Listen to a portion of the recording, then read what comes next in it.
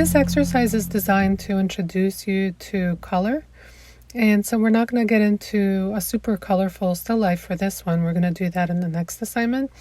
But for now, find some white objects and place them on a white background.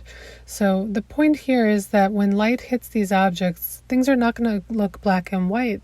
You're still going to see some colors just from the light itself. And then the shadows will have color as well. So this is, in a way, this is to sensitize you to being able to see those subtle shifts in color that can happen. And if we had really colorful objects, that wouldn't be quite as obvious.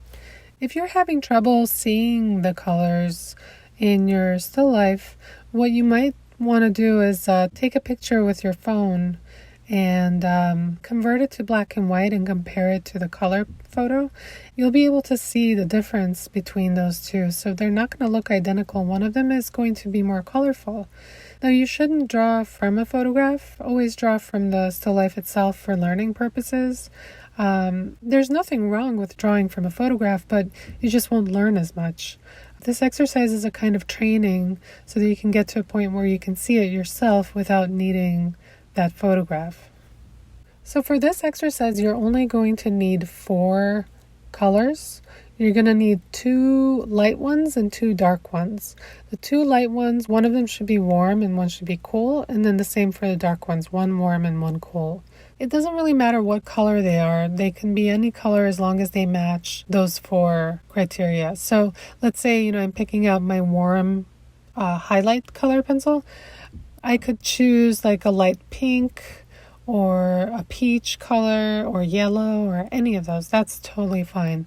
If you take a look at these color pencils I picked out, I have one for the warm shadows, one for the cool shadows, and then my paper itself is going to be a warm highlight. So if I had dark blue paper, then maybe I could use that for the cool shadows, but then I'd have to find the color pencil for my warm highlights.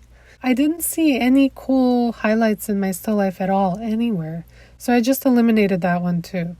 So start with those 4, and then if you need to make adjustments, that's fine. As far as the drawing, this will be very similar to what we've done up until this point. So it's pretty straightforward. You're just doing your gesture drawing and then kind of filling in the values, except now the values are also going to have color. So it kind of adds an extra challenge. You're going to look for the highlights and the shadows, but you're also going to look for warm and cool. If you're ready to fill in a shadow on your drawing, you have to decide, is this shadow warm or cool? And if it looks like it's something in between, then you can mix those colors too. So give this a try.